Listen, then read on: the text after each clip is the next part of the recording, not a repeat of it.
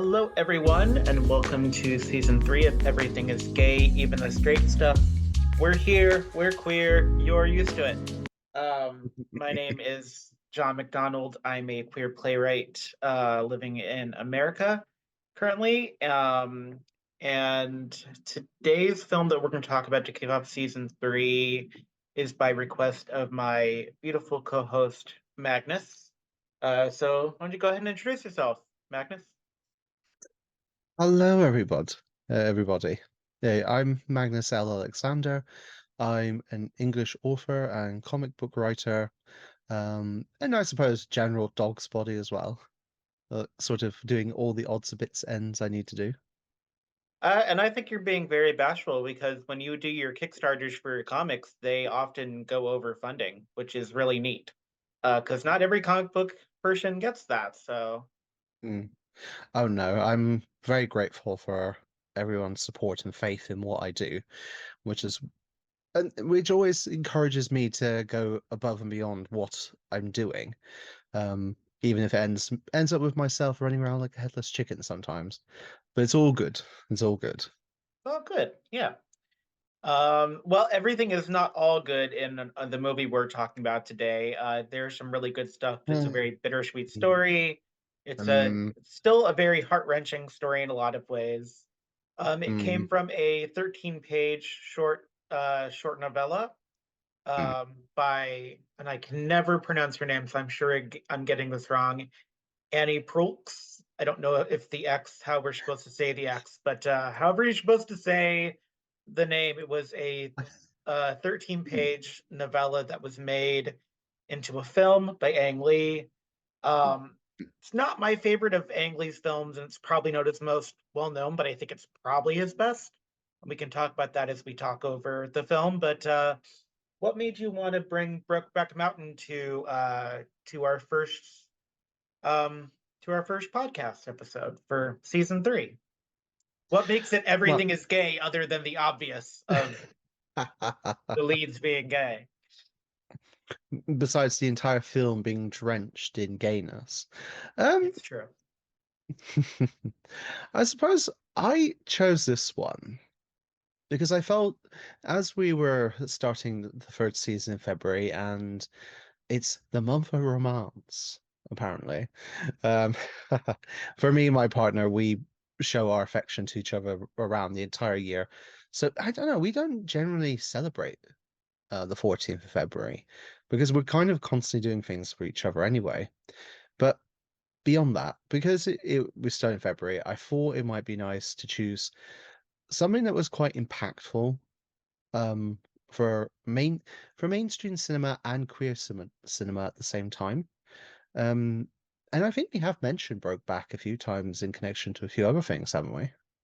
Yeah, this film is definitely one of the films that, when people dialogue about the advance in queer cinema, Brokeback is kind of like the start of Mm, 2005 and beyond. So it's a start of things that would allow later for things like Love Simon, probably I'd say Moonlight. mm, There aren't yeah, many other queer yes. country epics. I think probably the most recent queer country epic explicitly is the Benedict Cumberbatch Power of the Dog one, and I don't know if Mm. that has.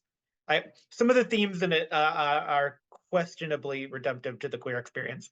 So I It's interesting because there's a lot of revision of cowboy mythology and noting the queerness of the cowboys, but generally, cowboy films are seen as a standard of masculinity. Mm. If there's queerness in it, it's full of camp, like in Johnny Guitar, which is sort of the queer cowboy standard for me. Yeah, so it's an interesting film. It's interesting too in that it's kind of the height of Ang Lee's career, and he's probably the only one I could think of off the top of my head. He's probably one of the only internationally well-known Taiwanese directors as Mm. well. And so this was quite a coup when this came out in 2005. There was a lot Mm. of buzz for this film. Ang Lee was riding high off of Crouching Tiger, Hidden Dragon. And so Mm, it was kind of right place, right time, right script, right actors. Even mm, the screenwriters were well chosen for it. So mm, definitely. Yeah, just touching upon a point you made before, you were saying about how it opened the door for a lot of other queer films to be made. I'd argue that it wasn't just country um, esque films that were being done. I think films like Milk, Pride, um, films of a variety of genres, the success of Brokeback really helped show um, Hollywood financiers that you know what, there might be something here to these films, and sadly, that's a very commercial way of viewing it, of viewing art. But if it helped people to bring their stories to the big screen, then it had a good impact then from that side yeah, of things. and And yeah.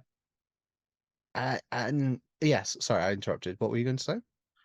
No, I was going to go off on a tangent, or not really a tangent. It was apropos, but you said and I want to hear the rest of your thoughts. So yeah, I I was going to comment about the actors actually. yeah. Was that related to what you were going to say? One of the things I brought up, I have the I Mm, not IMDb, but I have like the Google "Here's who was in the movie" page up, and I saw this movie recently, and I hadn't realized all of the actors, many of whom were still very bankable and very mm, Hollywood, were kind of the leads of this film, which is really neat. mm. Yes, I was going away from the gorgeous men of the film for a second. Anne Hathaway, I have to admit, I'd completely forgotten that she was in this film until I reminded myself about it, and I've always been a big fan of what she's done. Yeah, But she was definitely one of the leading young starlights of her generation and is still very well regarded to this day. Um, and when we talk about the men, I mean, this was 4 years after Donnie Darko, a year after what was that thing? Some Edge of Tomorrow, was it? No. What was the disaster film that Jake Gyllenhaal starred in?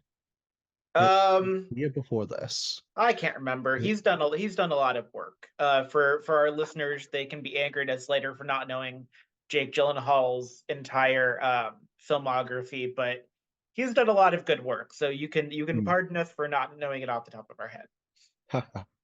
But the thing, my point is, like, this was very soon, really, after Jake's like breakout stardom and Donnie Darko and Heath Ledger was riding high as well, and for both of them to sign up for what really, I suppose, was a big passion project. It was quite something, wasn't it? I can't remember at the time. I remember during promotions for this film, there were a lot of questions about both of their sexualities, and people still ask Jake Gyllenhaal if he's gay because of Brokeback. In fact, people tend to Photoshop him with like gay cowboy shirts on. So I don't know in casting how it went. I know they were both very intense about making sure the story was right. What's interesting about this film is that it almost shouldn't work because even in the Wikipedia page for Ang Lee when it talks about his work in Brokeback, he was a little displaced from it because he Hmm. doesn't really identify as queer, and so Jake Gyllenhaal and Heath Ledger really drove this story. Hmm. Um, what's interesting too is that one of the other things that shouldn't work, and the thing that kind of tanked Ang Lee's bankability in a lot of ways, is kind of Ang Lee has this interesting, almost 1940s cowboy vista vision thing going on, both in this and then later in The Incredible Hulk, the Eric Bana one. And that was part of what tanked The Incredible Hulk, was that the world felt too big. The vision of Wyoming that Aang presents in this film is just almost too intensely wildernessy.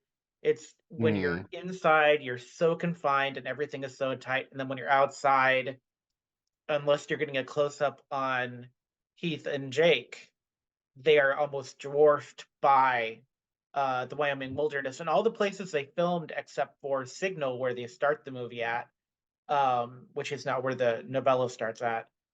Mm, Every place but Signal is a real place you can physically go to. This is all physical location. mm.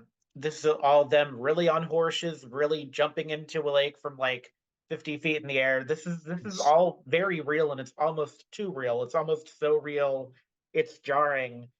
And it was kind of Aang's trademark a little bit in this almost fantastical version of real because he'd done it in Crouching Tiger, Hidden Dragon, to mm, effect with martial arts films. Yeah, it's an interesting thing because by all the metrics of 2005, it shouldn't have worked and succeeded. It's almost too art house, almost too niche. I cannot stress this enough. This was a 3 hour, almost a 3 hour, okay, not a 3 hour. I thought it was a 3 hour movie. It's only charged 14 minutes, but it's for being something treated from a 13-page novella.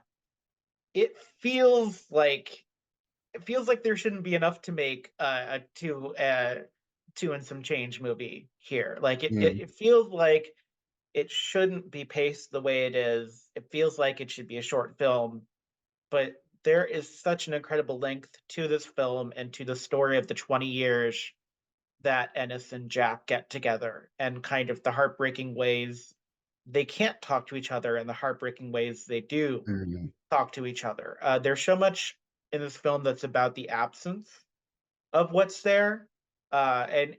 Interestingly enough, the one thing that I learned mm, that I want to talk about is that Annie Proltz, again, I'm sorry, Annie, I'm butchering your name. I hope if I ever meet you, mm, I can apologize in person. Even in the Wikipedia page for versions of this, because there have been several versions of this after the film that were made, including an opera and a play mm, that happened in the West End last year. Um, it's worth noting that in the Wikipedia entry for this, for the adaptations of Brokeback Mountain, especially, Annie talks specifically that she still gets fan fiction from mm, men wanting to quote unquote fix the story. mm, And she's like, look, if you can't fix it, you just have to bear it. And there's something about the honesty of what Annie wrote. She's been accused of having fallen in love with her main characters, which she says she has not. mm, And I think it speaks to this film. Uh, but it is an interesting thing that the response to this film in its time was not about how do we bear this? How do we move on? How do we take this art and make things better? It was, mm. I'm gonna write the story so I can fix what happened. And I think it's an interesting response to this very heartbreaking art piece. Even the side characters in this film are complicit, and my favorite side character that I hadn't realized was in this film until I looked at the cast page was David Harbour, who plays Randall Malone, Mm, who's the friend of Jack and Lorene, who Jake and Anne play. mm, So the Malones, who become kind of their best friends for a while, and it's assumed that Jack Twist had an affair with Randall Malone for a while. That's mm. David Harbour and Anna Faris playing opposite of Jake Gyllenhaal and Anne Hathaway. And I just like my brain can't compute David Harbour in 2005 because it doesn't feel like he was around then. It feels like he came fully formed into the Stranger Things universe, but that's David Harbour. Um, and Anna Faris playing in this movie. Linda Cardellini from Scooby Doo is in this movie. Randy Quaid, who's unfortunately gone off the deep end a little bit, plays Joe Aguirre, who is the reason Jack and Ennis are sheep herding the first time and then will not rehire. Mm. Uh, he won't rehire. I think he doesn't rehire Ennis. I think Jack isn't available that year. I can't remember. Um, Um, it specifically was Jack came back to speak to him, yeah. and because he'd seen them playing around, shall we say, on the mountain, he specifically refused to hire Jack and wouldn't give Ennis's contact information or anything to him. So I think that's why they lost contact for a few years after that.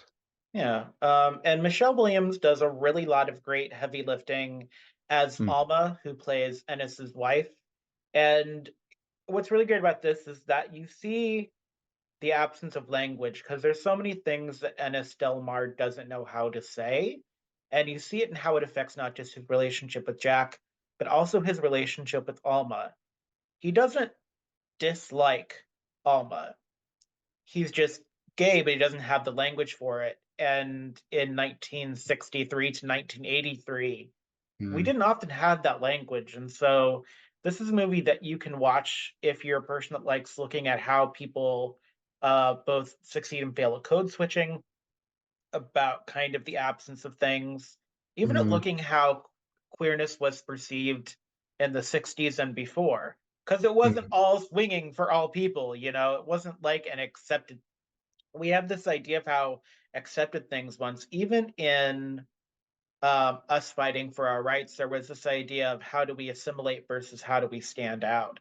And I think Brokeback mhm, Mountain is a kind of a great part of story, part of a capsule of history, and it's very brutal. And I wouldn't mm. want the bad things to happen that happen in the film, but I do understand why Annie's like, this is not something to be fixed. This is something to be examined and to mull Yes. over. Like, this is not something you can take scissors to just because you want the happy ending. Yes, we want Mhm. that. And the fact that it doesn't happen, that's supposed to be that way. And that's something we have to live with. And that's hard. Yeah, it is. And I wonder whether like, for some people viewing it, it came from a sense of emotional attachment they developed towards the characters, which in itself is a great accolade to the film.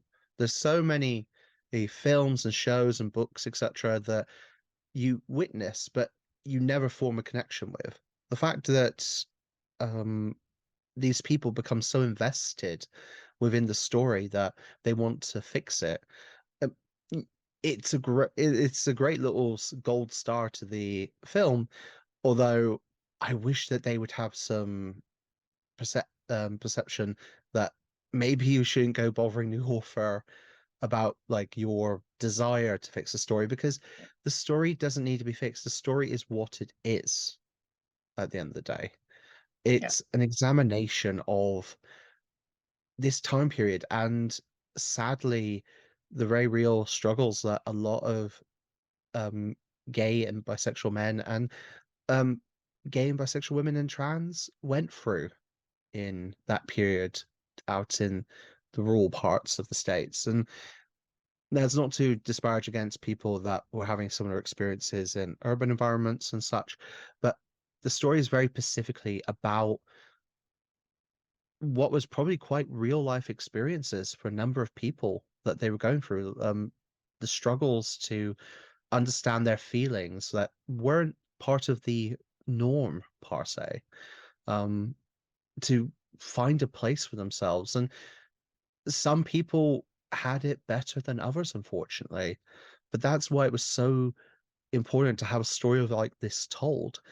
And in terms of emotional attachment, it really did strike a chord with a lot of people. When I saw it in the cinema back in 2005, I remember hearing crying all around me. And at one point, I glanced around during a quiet moment in the film, and besides, so it was myself and my gay youth group that gone to watch it. Um, and everyone else in cinema was various um, straight friends and straight couples and such. None of the straight couples were not crying together. They were so emotionally distraught by what they were witnessing on the screen. And again, I wonder if that's just a really good sign that of how powerfully emotional this film was, even if the characters themselves struggled with their emotions. You were talking about like absence before. Oh, yeah. I think visually as well, the film does a great sense of that because Brokeback is such a big, imposing environment. I remember one friend of mine commented before he felt that Brokeback was the third main character in the film, since it's such an integral part of the film and the relationship between Jack and Ennis. But it's so vast, but yet it's empty as well. like all this distance, and it almost mirrors the distance that you see between Jack and Ennis sometimes. I think people, when people watch this film, there's a couple of things I want people to think about. Mm, So it's this is ubiquitous now. It's kind of like it's kind of like Neo dodging bullets in the Matrix. It's very ubiquitous now, and like it's very divorced from its creation. The scene where Jack Twist says, "I wish I knew how to quit you," and they're standing far apart. The camera doesn't really show them much in the same frame at all. Either it's doing like this conversational dialogue thing where you can't see one actor. It doesn't show them together until Ennis is trying to fix what's broken between them. And just the idea of a male character wrestling with their sexuality who is so upset by what has happened. They've gone to see sex workers in Mexico, which is another great cinematographic thing I want to talk about. But just the fights they have are so powerful, and the phrase "I don't know how to quit you" became so ubiquitous to the American lexicon in a way, but its origins in this film, in this moment, in nearly the middle of the film, is probably one of the most heartbreaking things a person could say and could feel. Because, and I cannot stress this enough, and I need people to understand this about queer cinema, it has been a long time where being gay was an accepted thing. Like, I need you to understand when someone says something like that, there's a tradition in queerness of people really feeling that and wishing they could be not other. And I think when people hear this podcast and we do stuff where we're talking about aesthetic and things like that, this is the sort of movie that strips that artifice out and really does focus on almost the history of the struggle of the love that dare not speak its name. Oscar Wilde went to jail because he liked sucking dick. I can't stress this mm, enough. It's not something that we've been able to be safe in doing for a long time. And even now, people are trying to still roll back rights and throw us back in the closet. And mm, it's so impactful. And I do wish that it had been a happy ending for myself. And I'm very selfish about that. I do mm, like the fact, and here's where I'm talking about the cinema part of it for a moment. I really like the use of, it's not a flashback. I don't actually know what the term for it is, but that mm, really awful scene close to the end. And I guess this is probably where I should figure out what I want for trigger warnings for this, because there do need to be some trigger warnings for this film, especially for the scene I'm going to be talking about. The scene where Ennis is talking to Lurleen, I think Lurleen is her mm. name, Believe the so, Anne yes. Hathaway character, Mm, um, Jack's girl. and and she is monotone talking about how Jack died, but that is not the vision that Ennis has. And the vision that Ennis has is also the reason that he can't talk to himself about his homosexuality, and he can't, like, it's so good because it's not a flashback, but it's so important both to the character and the moment. It's a great use of cinema in exploring another time and space while something else is going on. Anne Hathaway's, I still get chills when I think about Anne Hathaway's monotone, tired recitation of what happened to her husband. And it mirrors a moment that's missing from the New York Times version of the book that I think is in the expanded edition, and I think that they put into the play that Lucas Hedges did in the West End, where he played Jack, I think. Um, and there's this idea of flashback and flash forward that happens throughout the film, and there's supposed to be like an opening scene, which is Ennis waking up much later and having a flashback to talk about Jack and remembering Jack. Um, and I kind of wish that had been in the film. I understand why it wasn't.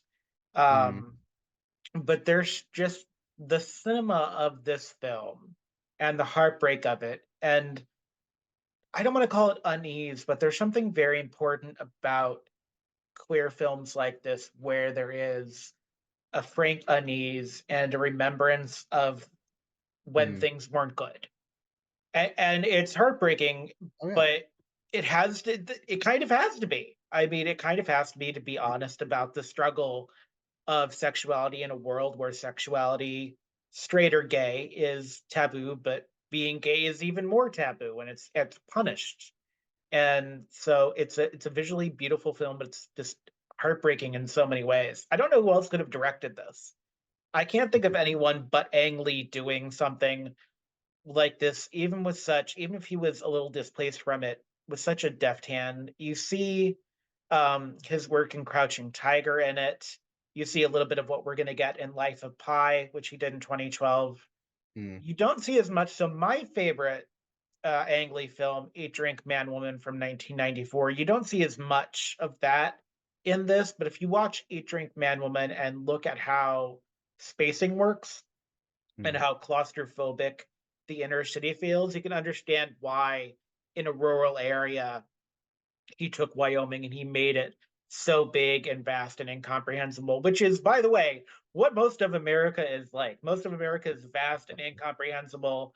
And I know that we're trying to pave everywhere to put up a parking lot instead of paradise, but like there are parts of the country where it's just miles upon miles of nothing but like golden grass and mountains and not rivers so much anymore with climate change, but in 2005 we still had, rivers and ponds of the size Mm. they jumped into. Um, that could also be something good to talk about. There's lots of use of body in this film, Mm. which is really neat. It's almost intimate, but not. It pulls away from the intimacy in a lot of ways, which is something I Mm. thought about when we decided to talk about it, because you feel like it's an intimate film. But if you think about it and how they show body, when they show Lurleen and Jack in the truck, and you get a shot of Anne Hathaway's boobs, her body is cut off, and you never see Jack's reaction. Ennis and Alma in bed is never really seen. Jack and Mm. Ennis in the tent is all in shadow, Mm. and you get body, but it's in shadow. Mm. The faraway shot where we see Jack and Ennis stripped down to jump into the lake, they're far away. But even though the internet in 2005 wasn't as prodigious as it is now, people screen capped the hell out of that. So there's something very alienating about it, even in close up, even in the bodies. Mm. The use of the Fourth of July fireworks to go with Jack and Lorraine having sex is kind of interesting, because I can never tell if that's supposed to be whimsical or heartbreaking or what it is. Um, I like the ambiguity. I like not knowing if Randall and Mm. Jack actually hooked up. You know, I like the ambiguity and the alienation and the heartbreak to this film. It's such an Mm. effective thing that is very ballsy to do, because that's not Yes. big Hollywood. Hollywood kind of hates when you do the kind of alienation thing, like it's a Moonrise Kingdom, Little Miss Sunshine thing, and they're like, this is indie because a big blockbuster is not supposed to be this way. It's supposed to resolve. There's supposed to be catharsis. Brokeback Mm. doesn't really give you that. It makes you No. want to fix it. It makes It, things very difficult. You have to examine things, cry in your popcorn, you know.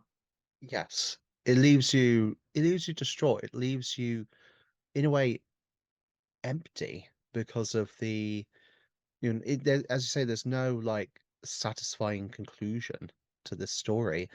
It's a tale of what these poor men have gone through and the events of their lives over these 20 years. And I think maybe that's why quite a few people felt almost, you see, I know how the word I want to use to describe how they felt. I don't personally feel this way, but they would have felt cheated by the fact that they didn't get their conclusion. They didn't get Jack and Anne together. They didn't get um whatever they imagined would happen and such. They wouldn't instead, like, the story told itself, and it just leaves them feeling distraught by that.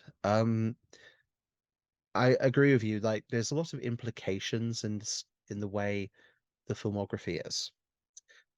It In a sense, the actual use of body in the film. thinking about it, we get more acts of like either abrupt passion or actual violence against each other rather than um clear signs of intimacy. Like the aggressive, sudden, passionate kiss that Jack and Ennis have after returning, like meeting up after 4 years again together. There's that, but then they have the um physical brawl with each other that leaves them both bloody. That's the most physical activity they have with one another that's actually explicitly shown. And so it's almost in a sense that the internal frustration that they're both feeling um towards each other and towards their own feelings is almost carried across in a physical way. And it's shown there. And perhaps that's a great way to encapsulate how there's this miscommunication and m- almost a constant sense of misunderstanding between them, that they can never quite fall in sync with each other over what they both want with each other. Yeah, I can see that. Mm. It's also interesting too in that in this film, when people aren't talking, they're either being violent or overly polite. Mhm. Um, Ennis doesn't intend to hurt Alma in a lot of the film, but he does. He hurts Mm, her several times in several ways, not necessarily physically. Um, but then there's that big knockout fight that happens in the mm, kitchen. yeah. Um, there's the implied violence at the end, not of what happened to Jack, but Jack's father's reaction of Ennis trying to make things right because Jack had asked Ennis to open up a ranch with him, which was Mm. about as close to marriage proposal as one can get, I suppose. Um, the the indignity of Jack's father controlling his son's ashes and deciding his Mm, final resting place, and that heartbreaking end that everyone kind of remembers with Heath Ledger opening up the closet and saying the shirt within a shirt. That has a partner in some versions of the expanded novella where that's mm, also the opening of the story and the opening of the remembrance.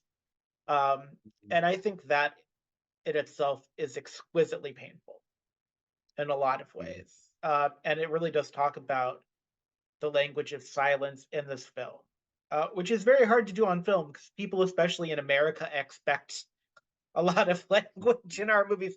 Silence is not something we're incredibly comfortable with. mm. Yeah, yeah, I suppose something else to take from it is this is a film where there's a lot of things that are unsaid but come across within sort of the scene in the scenery and the essence of the scene. Um, certain thing like you can tell what the characters would love to say to each other if they felt the freedom to do so, the freedom to give themselves a chance to speak properly. Um, the things left unsaid, the implications of what they would like to say to each other, or the frustration they feel towards one another. In the end, I suppose the silence is really all they have then to give each other. And that just becomes then another facet of the sort of the heartbreak that both this couple and unfortunately the people around them go through because, you know, the impact of Jack and Ennis's inability to form a relationship, it has some impacts on all of those people involved with them. yeah. Uh, Uh, to be honest, Ennis's daughter seems to have come across as quite well adjusted considering everything that happened. well, and there's some inference there in that she might kind of understand her father. Some Mm. of the people that fix it explicitly make her queer so she can help him open up, but I don't like reading that in.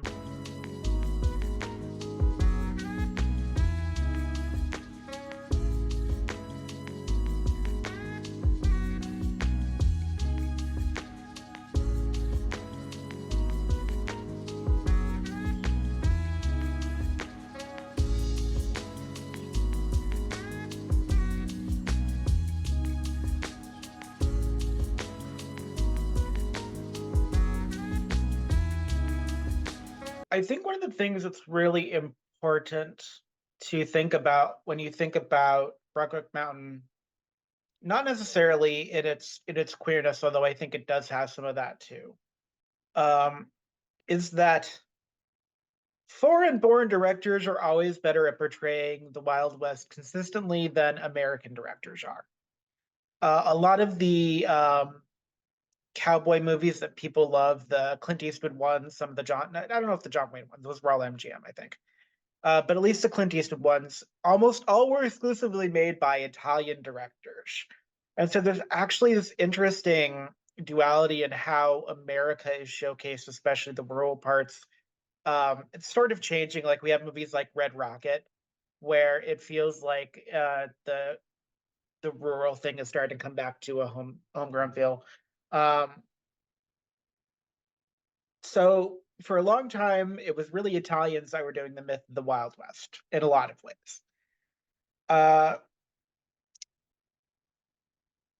and then we get to the Wild West on TV. So the reason I bring this up because we go from film cowboys and we get no cowboys for a while, except a couple of musicals. Larry McMurtry, who was a screenwriter on Brokeback, wrote the Lonesome Dove novels, which became a very famous late 80s, early 90s TV miniseries with Tommy Lee Jones. One of the highest rated miniseries in all of American cable. It got like Mm, 26 million in 1989, which is insane. No mm, cowboy, no Western miniseries since has been able to reproduce it. That I can tell.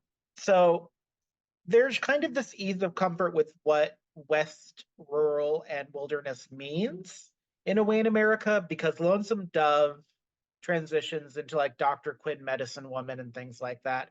Now, these are all kind of straight and sanitized. I haven't read the Lonesome Dove books, but as much as I remember the miniseries, it's pretty damn straight. Um, for a long time, cowboy stuff went out again because cowboy stuff comes in and out. mm, All this interesting resurgence after Brokeback of pairing cowboy with other things. And now we're to a place where cowboy is back because I have people in college that really love things like Yellowstone. And so we're seeing this return to the mm. wilderness. We've got like Pioneer Woman doing stupid stuff on the Food Network because she's an awful person. Um, but then we've got this new thing where we're doing where you can see it in what's the movie that it's called Nope or something like that. It was like an alien epic. Uh, Yes, the name, yeah, it it was it one of was the called Nope. yeah, it was one of the Jordan Peele films, right? I think I got that Yes, right. Yeah. So was. yeah, so we start seeing neo Western paired with Alien. We get to Outer Banks, the show which I watched and wanted to love, but I didn't understand, which pairs cowboy with Greek mythology. Mm, Um, the way that Ang Lee pairs the cowboy mythology, the cowboy mystique, this rough, rugged, silent, stoic Marlboro man kind of character that Ennis is supposed to represent, and the taboo character that Jack represents, and how they both move through the world. It's almost like you're pairing cowboy, not with a foreign film, but pairing cowboy with an earlier version of what cowboy's supposed to be. It's almost like Ennis wants to be a sort of silent John Wayne type, and Jack mm, is flipping that Clint Eastwood character on its head. There's something very kind of gunsmoky about it, but there's something very much where it's a very approachable film in some ways, and it understands the American iconography of the West as seen through a foreign lens. I don't know about I don't know in actuality if this is true, but as I understand it, the mythology of the West, because it doesn't exist anywhere else, it's kind of this interestingly loved European ideal both in France and Italy. And so the card game Bang is Italian, and the version of the Haunted Mansion in Disneyland Paris is based upon Western mythology, specifically because of this purported love of the American West in Europe. oh, That is That is what I have. That is what I have read, and I have been told by several people, and I have reiterated. I have no idea if it's true. That's what I've been Um, told. uh, this is news to me, but then I cannot claim to have an in-depth knowledge of every sort of Know it all. passing interest of the French and Italian peoples. You're doing werewolf stuff right now, anyway. So Yeah. I never time Ooh, cowboys versus werewolves. Cowboys versus Wells. I think also, and no one's ever asked him about this, but I would be curious. At least I've never seen anyone asking about this.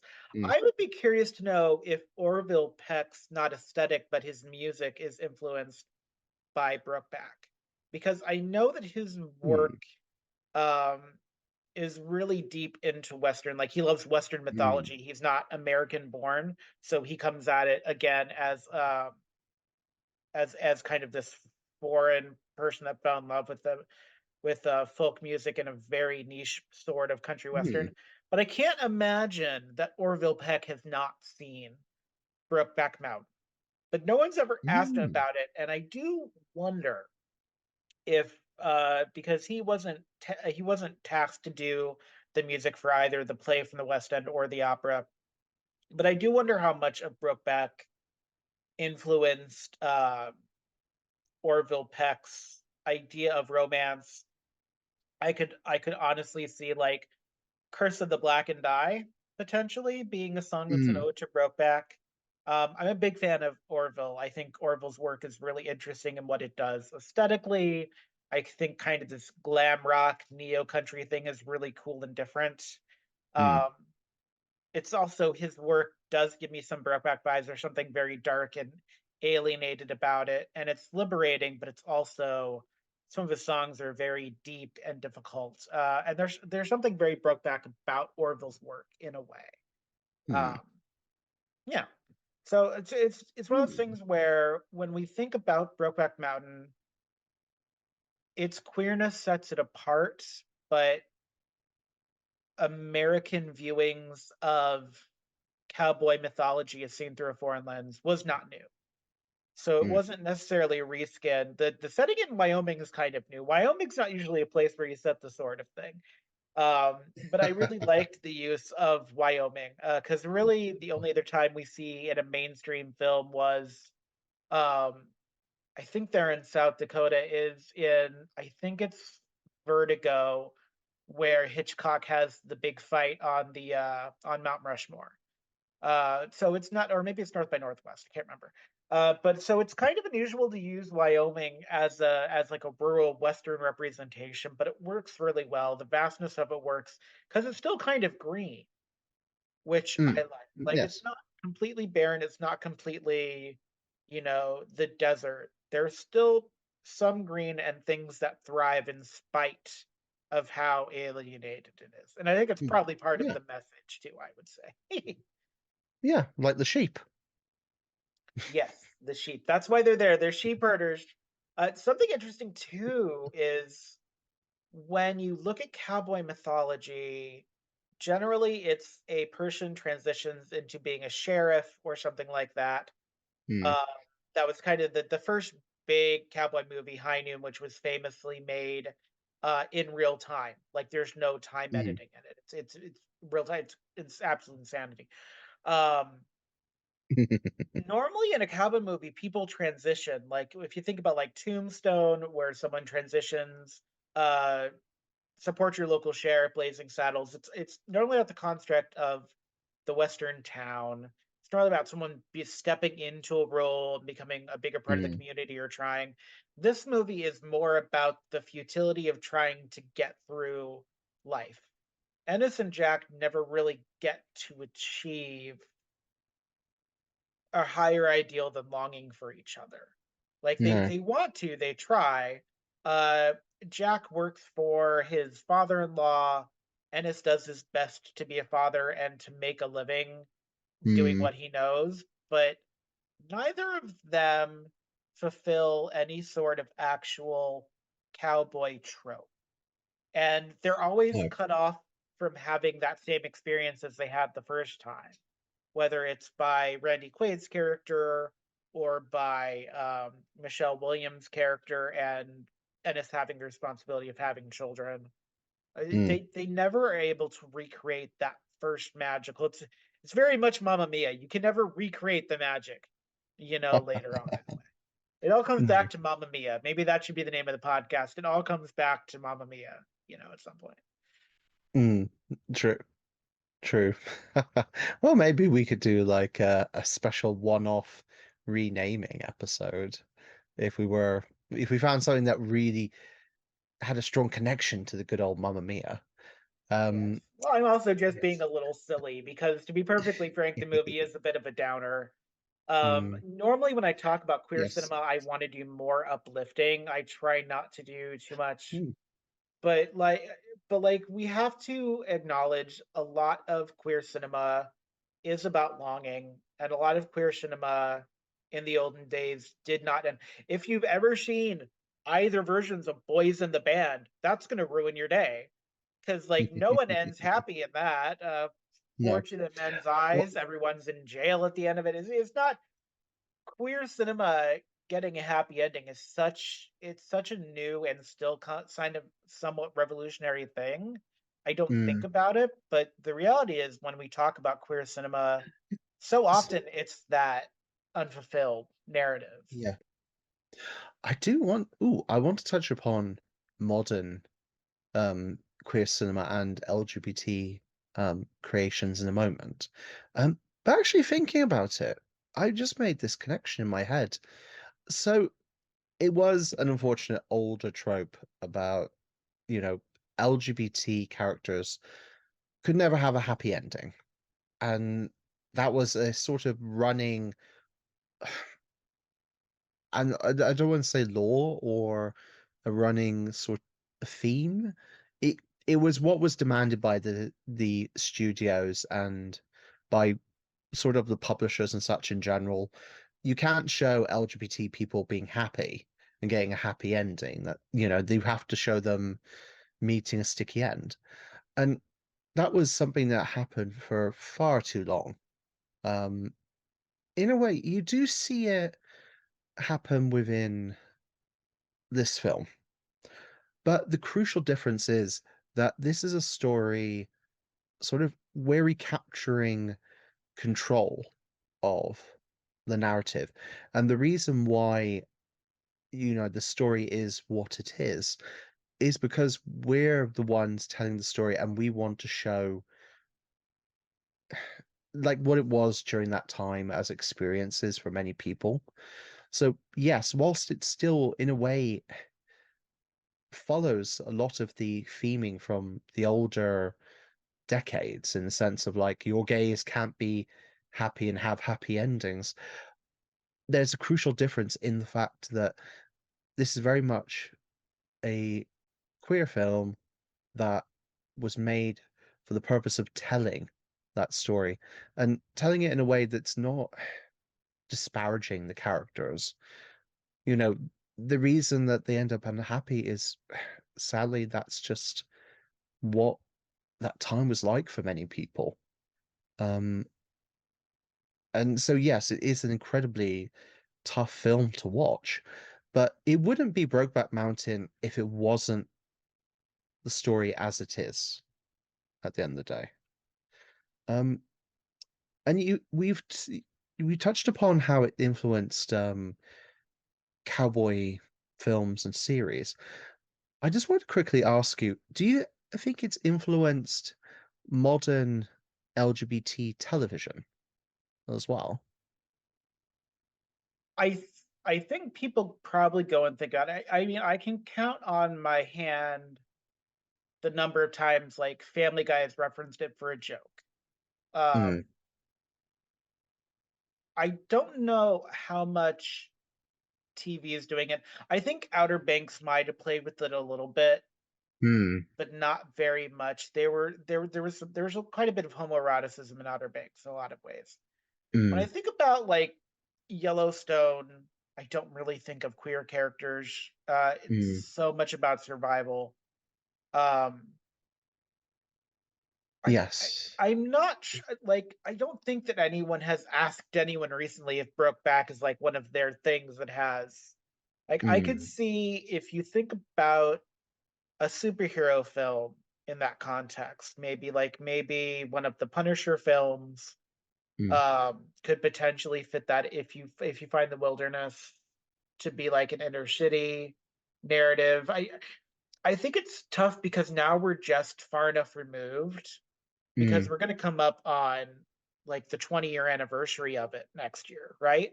So we're just Yes. now far enough removed that it's so ubiquitous. It's like asking someone again if Mm, they were influenced by the Matrix. They probably were, but they may not register it necessarily.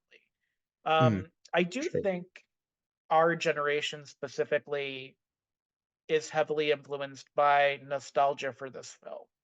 And I think that's something to kind of Mm, register in that people may not know work they're creating is influenced by Brokeback just because it's something they treasure so much. It's in there no matter what. I do think mm, I would say probably for the people who were in this film and who were part of the production, mm, there's no way it didn't have an impact. I honestly say probably Anne Hathaway and Jake Gyllenhaal, this did boost their career in quite a mm. visible way. I'm still puzzled that it's David Harbour because I did not remember it was David Harbour. I watched the movie and I was like, that can't be David Harbour. Um, This has been a and revelation. yeah, I don't know. Like, I would assume he feels pretty good about being in the movie because it doesn't seem like he would like downplay it. He was in it. I don't know when was the last time someone asked Jake Gyllenhaal about Brokeback. I assume Mm, if the anniversary is coming up next year, which I can't believe is 2024, so I'm saying next year for that. But I assume there'll be a resurgence. Maybe there'll be like a DVD special where they'll mm, talk about like how Brokeback has influenced things after because it's something I can't anticipate, and cowboy isn't my normal genre. So it's so mm. hard for me to be like, yes, It and isn't? this, you know? Yeah, just because I've seen Oklahoma doesn't mean cowboy is my genre. I do think in so much as Supernatural was sort of about folk tales, which has a mythological spin, Mm. I could see Dean Winchester have being influenced by Ennis, but I don't know if I want to give that much credit. I think it just so happens that Dean Winchester has a lot of Ennis in him. Um, Mm. but Yes. that's an interesting idea because they did a lot of callback to wilderness and cowboy culture with Dean in later seasons. Mm. So I mean, ultimately, if I had to say, probably Supernatural is the heaviest one, but they really went in on the cowboy thing when they Yeah. decided that was Dean's personality for that part of the show. So it's hard to say. Yeah. Mm. I suppose a just to bring up a quick last point from my side of things. Um, I suppose, if anything, looking at LGBT television, for example, nowadays, and filmmaking, whilst there is still very much dramatic films and there's real life gritty films as well, there's been a massive swing towards more positive and life affirming theming. And it's a sort of shows that have been really seized upon. Like for example, Heartstopper, Red, White, and Royal Blue.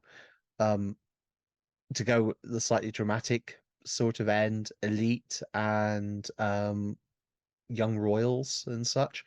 Like they all have their issues and problems, but it's sort of gone in a different direction now. And I wonder if it's just the sort of speed that you've seen queer filmmaking taking that's gone in a different direction since the time that Brokeback came out. And I think part of it too is that in pop culture, there's almost more permissiveness in. So we talked about Elite, we talked about Gossip Girl. I'd even throw Revenge in there. Mm, So often it feels like that queerness is reserved for the upper class in pop culture, outside of say mm, Shameless mm, as the newest property to do it. I can't think of that many blue collar queer characters. Maybe in The Wire, I know there's one off character in The Soprano that was revealed to be queer. Uh, What but about? there's Mm, about it's Always Sunny in Philadelphia, which we haven't talked mm, about, and I've been meaning to get on our list for a while now. It's Always Sunny in Philadelphia is the only show that actively outs and then takes back the queerness from one of their main characters. And it feels like a very pointed critique of how queerness is portrayed as always this upper class moneyed thing that people are allowed to do.